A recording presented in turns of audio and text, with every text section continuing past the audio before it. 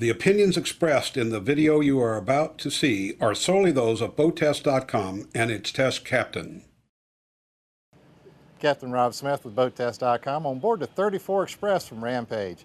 Rampage has a deep heritage in fishing, and we're going to show you some of the reasons that Rampage sets itself apart from the rest. We have the opportunity right behind me to look at one that doesn't have the interior finished yet.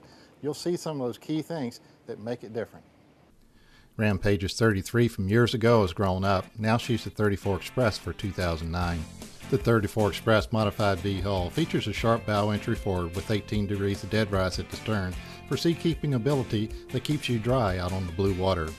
Stringer systems are foam that is glassed into the hull to make a rigid unitized piece. The gel coat finish is VOC isophthalic gel, and the 34 Express also has a barrier coat to help prevent blisters and other osmotic failures. All this auto construction comes with a 5-year structural hull warranty. One of the things that makes a big difference is the way the boat is set up. Rampage allows you to have a lot of flexibility in how you want to set the boat up. What makes sense to you may not make sense to me. That sets them apart. Let's take a look at some of the details here in this cockpit before we move on. With about 70 square feet of cockpit space, you can really do a lot of personalization to fit your type of fishing. There's a 5-foot long fish box with macerator pump out in the sole, and it has a large gutter system to keep water out of the bilges. The deck has a 1/2 inch reinforced aluminum plate so you can add a fighting chair. You can also opt for a transom fold-away bench seat.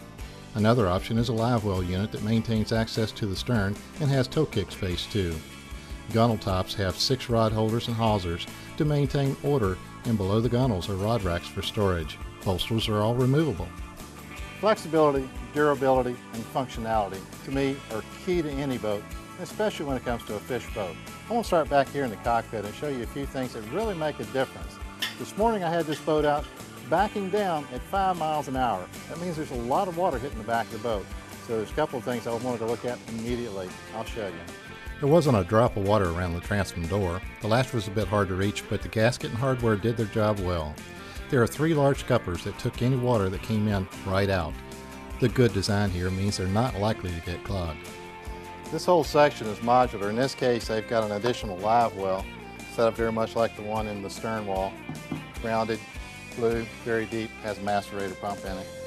But then the serious fisherman is going to have ice, and this one's got the frigid rigid system. Now what I've seen is some people will go with 2 of the frigid rigid systems rather than having an extra bait well. The 34 Express opens wide, lifting the helm deck up for access to the engines. Whether it was the Cat C7 Acerts or the Volvo Penta IPS, I was able to maneuver around and reach most anything I needed to.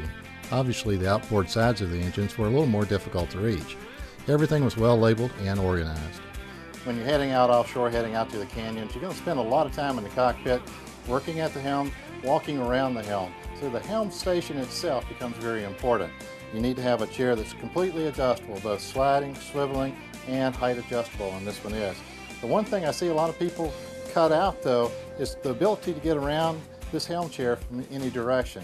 You're going to have people that are working back up here with you, and you want them to be able to get by without you having to get out of your chair, move it forward, let them in, and then let them back out when they need to get back out. The windshield has 3 wipers for good visibility even in a downpour. Visibility was only broken up by the bracing for the hardtop. The helm has a space of 34 inches by 13 inches for electronics.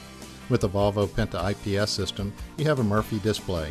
Steering is hydraulic with Edson stainless steel wheel with comfort grip and speed control knob. When you're ready to add your electronics, access couldn't get much easier than this. Pull 2 pins and it tips forward. Everything is coated for corrosion protection and labeled well. The port bench has a cooler storage compartment under it. The forward end of the bench has a chair that swivels to either face the helm or to face forward. There's also plenty of grab rails in this corner if the seas get a little rough. The tower system is something that a lot of people want to have a little choice in. So what they've done with Rampage is they've set this up. This one's got a hard top on it and it's ready to accept the tower that you want. You tell your dealer what you want, they make sure it gets installed. I'm taking a look at this, and I was out offshore going out toward the middle grounds here in the Gulf of Mexico. Went up front. I really appreciate this. This has hit me right above my knee. I'll get the tape measure and measure that shortly.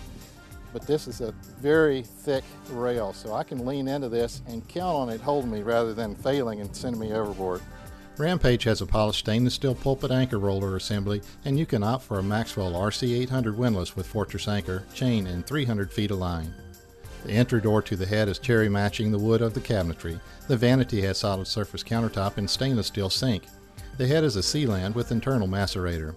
Inside the shower you have 4 vertical rod holder racks to keep your most expensive gear safe.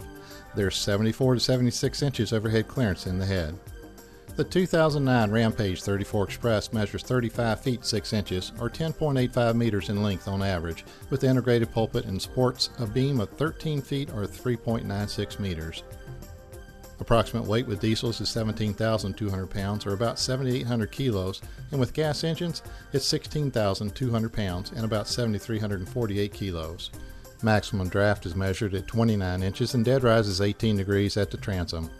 Tankage is 367 gallons, just under 1,389 liters of fuel, and 60 gallons or 227 liters of fresh water. With the exception of engines and controls and a hardtop option, both test boats are the same. This Volvo Penta IPS version with its new Sportfish mode was rushed out for testing without an interior, so they weighted it down with concrete and some lead to meet the same distributed weight as a completed version. On test day, the waters were not very challenging other than threading our way through a lot of morning fishermen in small boats. The 34 Express easily navigated these waters, slicing nice tight turns typical of IPS-controlled boats.